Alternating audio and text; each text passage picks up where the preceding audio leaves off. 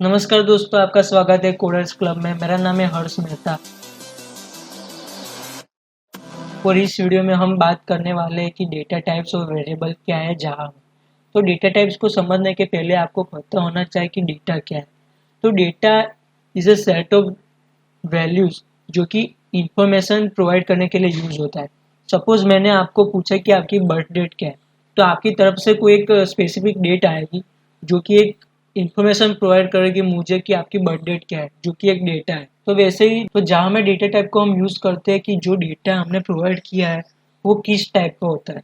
Real world में data अलग अलग टाइप का होता है। सपोज मैंने आपसे आपकी बर्थ डेट पूछी तो वो एक स्पेसिफिक नंबर होगा। अगर मैंने आपसे आपकी नाम पूछा तो एक टेक्स्ट के फॉर्म में होगा। अगर मैंने आपसे पूछा कि आपको जावा लैंग्वेज आती है कि नहीं, तो आपका आंसर होगा हाँ या ना। तो वैसे ही जावा एक स्ट्रिक्ट लैंग्वेज है, तो हमको जैसे ही डेटा का यूज़ करते हैं वैसे हमको जावा को बताना पड़ेगा कि जिस डेटा पे हम काम कर रहे हैं वो किस टाइप का डेटा है। तो जावा में दो तरह के डेटा टाइप्स अवेलेबल है, एक है प्रिमिटिव डेटा टाइप्स और दूसरे है नॉन प्रिमिटिव डेटा टाइप। तो प्रिमिटिव टाइप्स में जो भी डेटा टाइप्स अवेलेबल है वो आपके स्क्रीन पे अभी डिस्प्ले हो रहा है। उसमें पहला है बूलियन। बूलियन का हम यूज़ करते हैं हाँ के ना, ट्रू और फॉल्स को स्टोर करने के लिए। सपोज मैंने आपसे पूछा कि आपको जावा लैंग्वेज आती है कि नहीं, तो आपका जनरली आंसर होगा हाँ या ना। तो वही को हम स्टोर कराने के लिए हम बूलियन यूज़ करेंगे। अगर आपको जावा आती होगी तो ट्रू होगा, अगर आपको जावा नहीं आती तो फॉल्स होगा। और बूलियन की डिफ़ॉल्ट वैल्यू होती है फॉल्स और उसकी साइज होती है 1 बिट, जो कि सबसे कम है प्रिमिटिव डेटा टाइप में। तो नेक्स्ट टाइप है बाइट।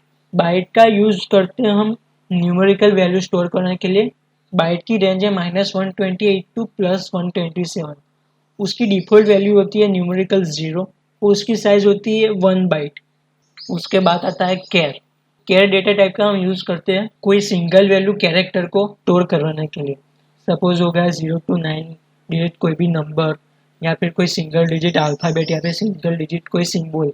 तो कैरेक्टर की साइज होती है 2 बाइट। वैसे ही है उसके बाद शॉर्ट। शॉर्ट की रेंज है -327682 टू +323277, जो कि उसकी साइज है 2 बाइट और डिफॉल्ट वैल्यू है इसकी 0। वैसा ही हम यूज करते हैं इंटीजर को। इंटीजर की साइज है 4 बाइट और डिफॉल्ट वैल्यू उसकी 0 होती है। और उसकी वैल्यू अभी आता है फ्लोट। डेसिमल वैल्यू को डिनोट करने के लिए यूज करते हैं और उसकी साइज होती है 4 बाइट और हम up to 7 digit decimal number को स्टोर कर सकते हैं फ्लोट में। वो उसकी डिफॉल्ट वैल्यू रहती है 0.0।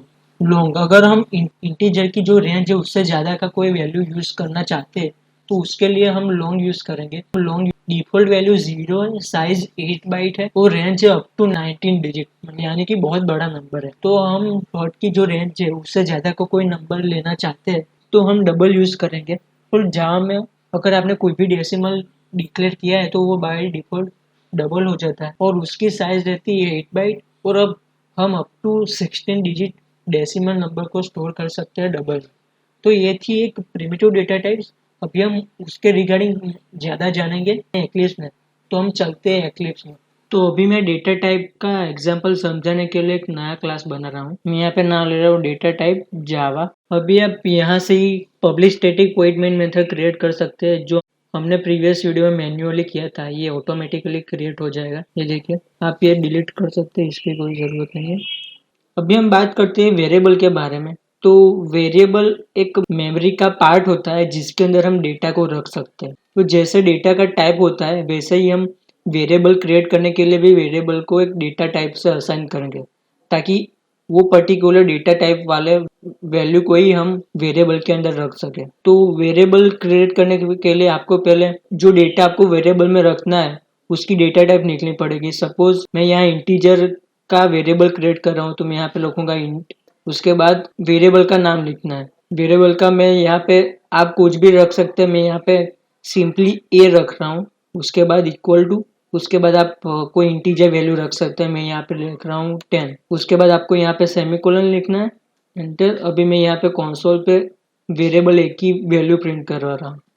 आपको सिंपली यहाँ पे ए रखना है प्रिंट में, ताकि ये डायरेक्टली वेरिएबल ए की वैल्यू कंसोल पे प्रिंट करवाएगा। ये रहा, यहाँ पे ए की वैल्यू आ रही है। अभी आप वेरिएबल की वैल्यू बाद में भी चेंज कर सकते हैं। सपोज मैंने यहाँ पे इनिशियल फेज पे 10 लिए वैल्यू, लेकिन मैं यहाँ पे चेंज कर रहा हूँ 10th को मैं 12 लिख रहा हूँ 12। अभी मैं फिर से इसको रन करूँगा। अभी एरर आ रहा है। एरर क्यों आ रही है? अगर वो आपको देखना है तो आपको यहाँ पे कर्सर रखना है जहाँ पे ये रेड अंडरलाइन आ रही है। तो यहाँ पे दे रहा है कि सिंटैक्स एरर इंसर्ट सेमीकोलन। तो मैं यहाँ पे सेमीकोलन लिखना भूल गया हूँ, तो मैं यहाँ पे सेमीकोलन लिख रहा हूँ। अभी ये अंडरलाइन चली गई है। मैं फिर से इसको रन करूँगा। देखो यहाँ पे मैंने 10 लिया था और इसके बाद मैंने 12 लिया है, तो वेरिएबल की वैल्यू 12 हो गई, क्योंकि वेरिएबल का मतलब ये है कि उसकी वैल्यू वेरी हो सकती है। अभी वेरिएबल का नाम लिखने के लिए भी एक पर्टिकुलर रूल्स है जो हमको फॉलो करना पड़ता है। वेरिएबल का नाम आपको अल्फ़ाबेट से ही शुरू करना है, या तो अंडरस्कोर लिख सकते हैं या फिर डॉलर लिख सकते हैं। तो वेरिएबल का फर्स्ट कैरेक्टर या तो अल्फ़ाबेट होगा, या तो अंडरस्कोर होगा, या तो डॉलर होगा।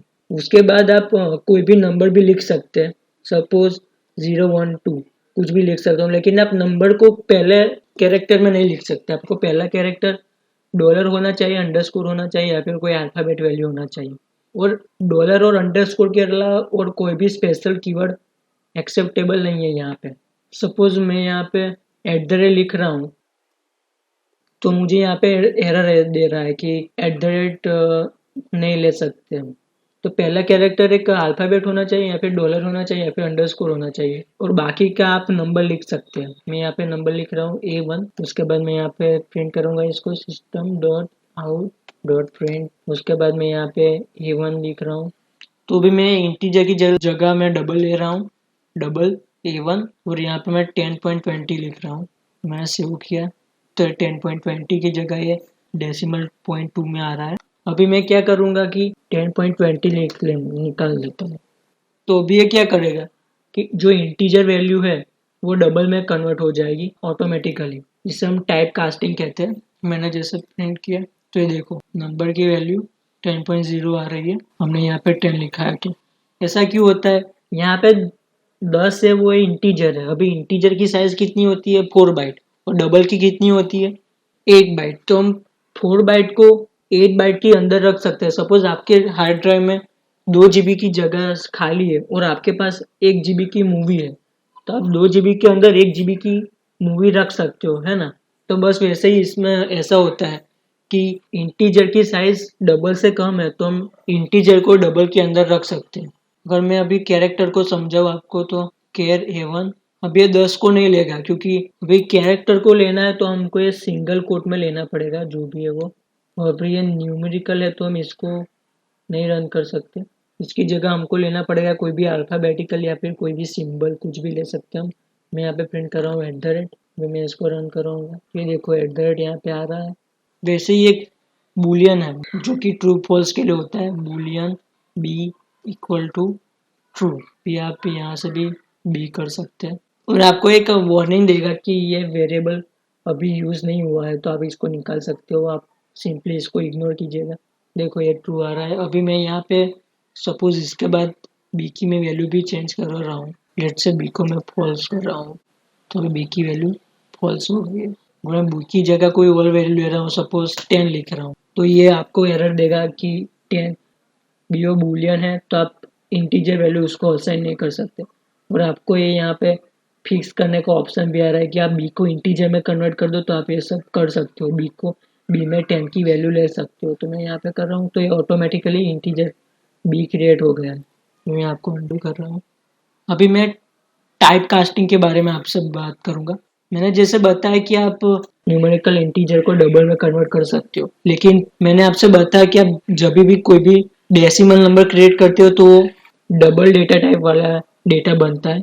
सपोज मैंने यहाँ पे क्रिएट किया डबल d इक्वल टू 10.1, तो ये अभी मुझे कोई एरर नहीं दे रहा है, क्योंकि ये बाय डिफॉल्ट 10.1 है, वो डबल में ही बना है। तो अगर मैंने इसको फ्लोट लिया तो अभी मुझे एरर देगा कि फ्लोट 10.1 एक डबल है और आप उसको फ्लोट में डाल रहे हो, तो ऐसा नहीं हो सकता है। तो इसके लिए आपको यहाँ पे लास्ट में f लिखना है, तो ये होगा जाएगा। ये देखो मुझे यहाँ पे एरर आ रही है अभी, can not convert from double two float, क्योंकि ये एक डबल वैल्यू है और इसको हम फ्लोट वाले वेरिएबल में असाइन कर रहे हैं, इसलिए एरर देगा। तो आपको यहाँ पे लास्ट में f ऐड करना है, तो ऑटोमेटिकली फ्लोट में कन्वर्ट हो जाएगा। अभी हम यहाँ से रन कर सकते हैं, हो गया है ये।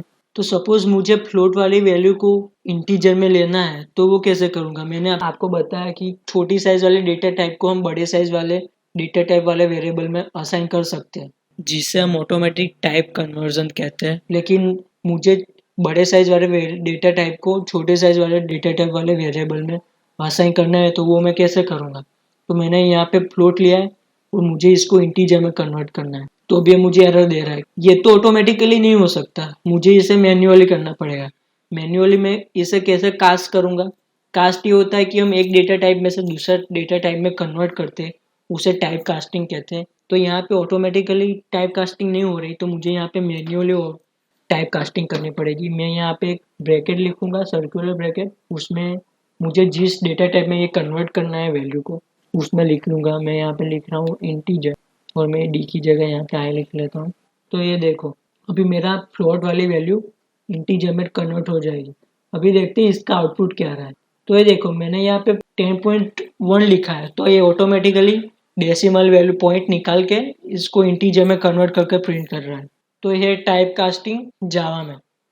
तो अभी मैंने आपको बताया कास्टिंग इनकम्पेटिबल टाइप क्या है, मतलब कि जो डेटा टाइप एक दूसरे के साथ कंपेटिबल नहीं है उसको हम कैसे कन्वर्जन करते एक डेटा टाइप में से दूसरे डेटा टाइप में। तो अभी मैं आपको बताऊंगा कि कैरेक्टर को हम इंटीजर में कैसे कन्वर्ट कर सकते हैं और उसके बाद आउटपुट क्या आने वाला है। तो मैं पहले कैरेक्टर लेता हूँ, लेट्स से स्मॉल है, तो इसको मैं इंटीजर में कन्वर्ट कर रहा हूँ। तो रन करते देखते हैं इसका आउटपुट क्या आता है।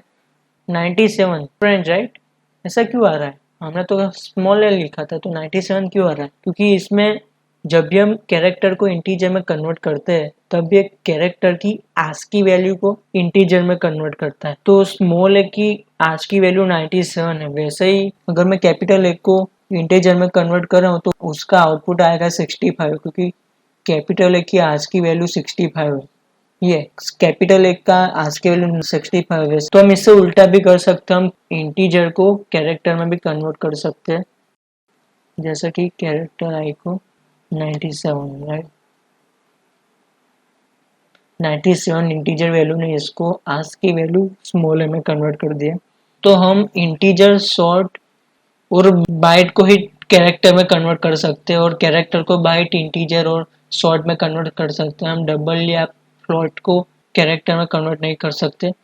तो अभी मैं बात करने वाला हूँ कि डेटा टाइप बाइट और शॉर्ट क्या है और हम उसको क्यों यूज़ करते हैं।